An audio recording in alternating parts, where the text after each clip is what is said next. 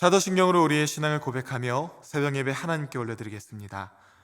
전능하사 천지를 만드신 하나님 아버지를 내가 믿사오며 그 외아들 우리 주 예수 그리스도를 믿사오니 이는 성령으로 잉태하사 동정녀 마리에게 나시고 본디오 빌라도에게 고난을 받으사 십자가에 못 박혀 죽으시고 장사한 지 사흘 만에 죽은 자 가운데서 다시 살아나시며 하늘에 오르사 전능하신 하나님 우편에 앉아 계시다가 저리로서 산자와 죽은 자를 심판하러 오시리라.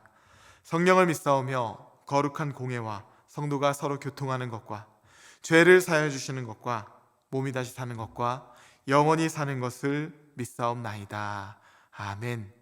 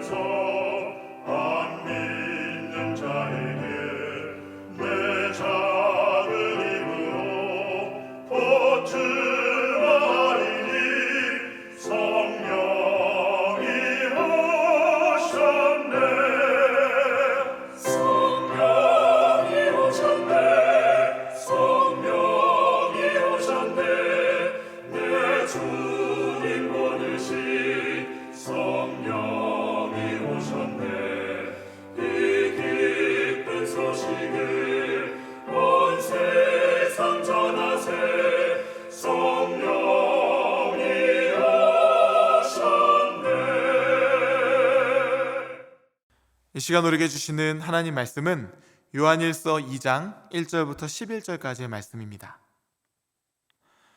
나의 자녀들아, 내가 이것을 너에게 씀은 너희로 죄를 범하지 않게 하려 함이라. 만일 누가 죄를 범하여도 아버지 앞에서 우리에게 대언자가 있으니 곧 의로우신 예수 그리스도시라. 그는 우리 죄를 위한 화목제물이니 우리만 위할 뿐 아니요 온 세상의 죄를 위하심이라. 우리가 그의 계명을 지키면 이로써 우리가 그를 아는 줄로 알 것이요 그를 아노라 하고 그의 계명을 지키지 아니하는 자는 거짓말하는 자요 진리가 그 속에 있지 아니하되 누구든지 그의 말씀을 지키는 자는 하나님의 사랑이 참으로 그 속에서 온전하게 되었나니 이로써 우리가 그의 안에 있는 줄을 아노라.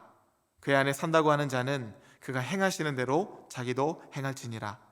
사랑하는 자들아, 내가 새 계명을 너에게 쓰는 것이 아니라 너희가 처음부터 가진 옛 계명이니 이 옛 계명은 너희가 들은 바 말씀이거니와 다시 내가 너희에게 새 계명을 쓰노니 그에게와 너희에게도 참된 것이라. 이는 어둠이 지나가고 참빛이 벌써 비침이니라.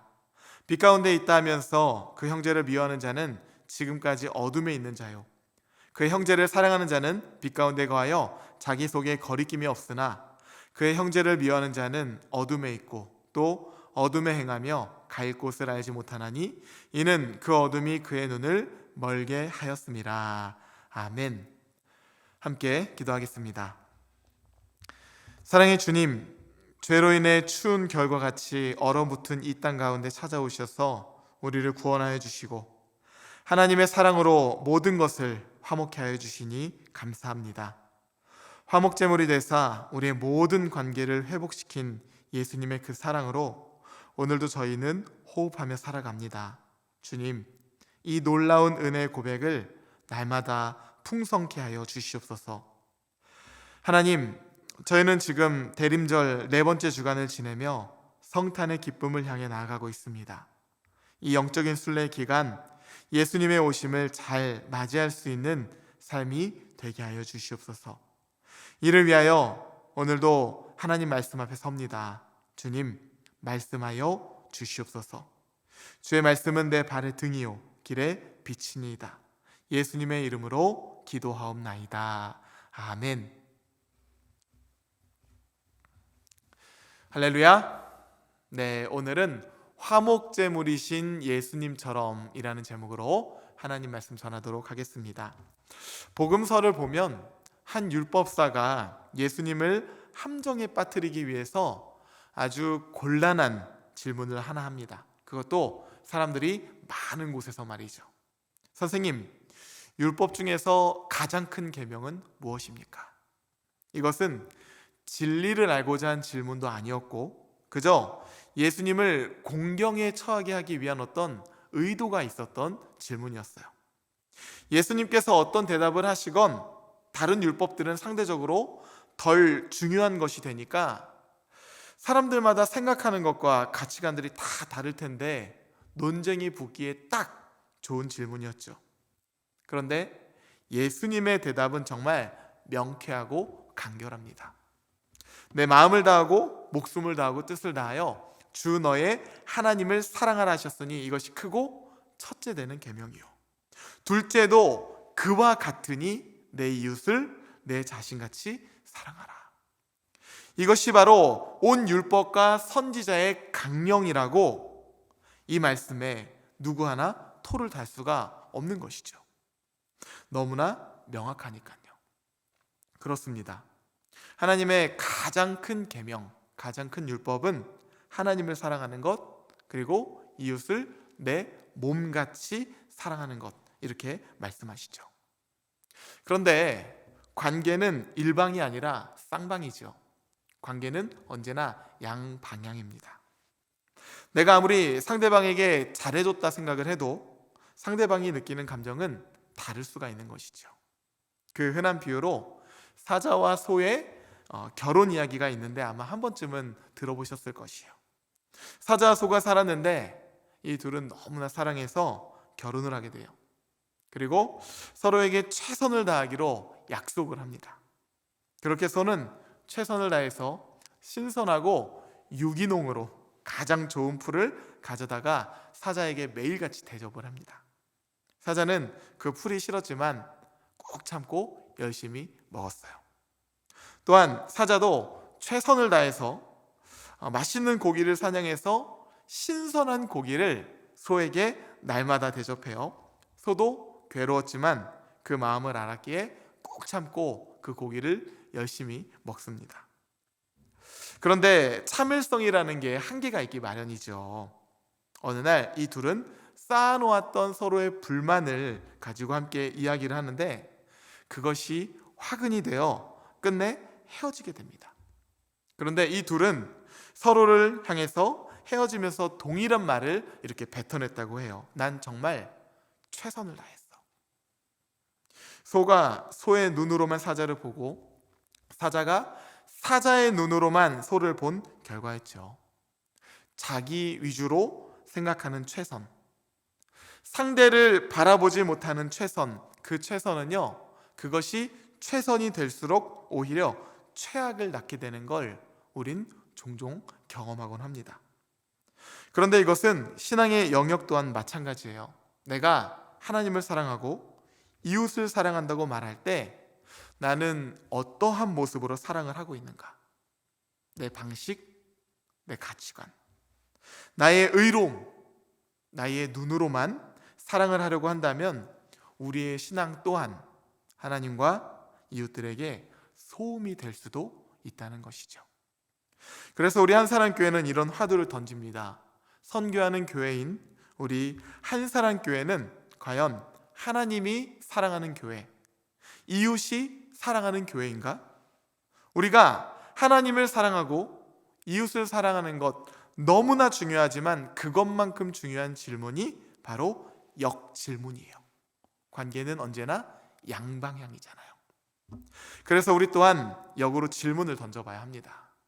과연 나는 하나님께서 기뻐하시는 그리스도인인가? 이웃들에게 사랑받는 그리스도인인가?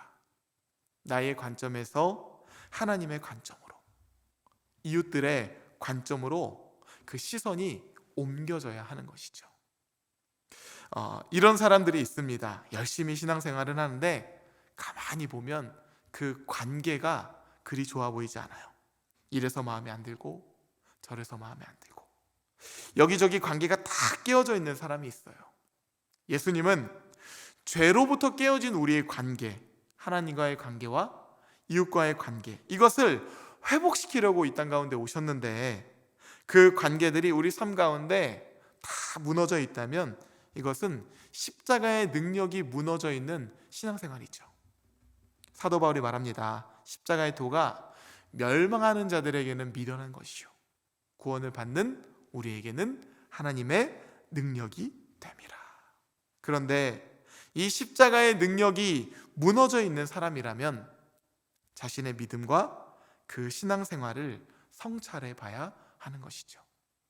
오늘 본문 말씀 2절은 이렇게 말합니다. 그는 우리 죄를 위한 화목제물이니 우리만 위할 뿐 아니요 온 세상의 죄를 위하심이라. 예수님을 우리 죄를 위한 화목제물이라고 말씀하십니다. 십자가의 구원은 온 세상을 화목케 하시려 화목제물이 되신 예수 그리스도의 사랑임을 증언하고 있는 것이에요. 그런데 우리가 이 가장 큰 계명인 하나님과의 관계, 이웃들과의 관계가 다 무너져 있다, 역행하는 것이다. 죄는 언제나 우리를 하나님으로부터 역행하게 만드는 특징이 있습니다. 이스라엘 백성들도 출애굽이라는 구원의 여정을 경험한 후에 광야에서 시도 때도 없이 이럴 거면 차라리 애굽으로 돌아가자 반복해서 불만을 터뜨리지 않았습니까? 죄는요 끊임없이 우리를 역행하게 만들어서 하나님과 이웃들과 화목치 못하게 만듭니다. 3절과 4절 말씀도 함께 보겠습니다. 우리가 그의 계명을 지키면 이로써 우리가 그를 아는 줄로 알 것이요 그를 아노라 하고 그의 계명을 지키지 아니하는 자는 거짓말하는 자요 진리가 그 속에 있지 아니하되. 계명을 지키는 것과 하나님을 아는 것을 자연스러운 연결고리로 잇고 있습니다.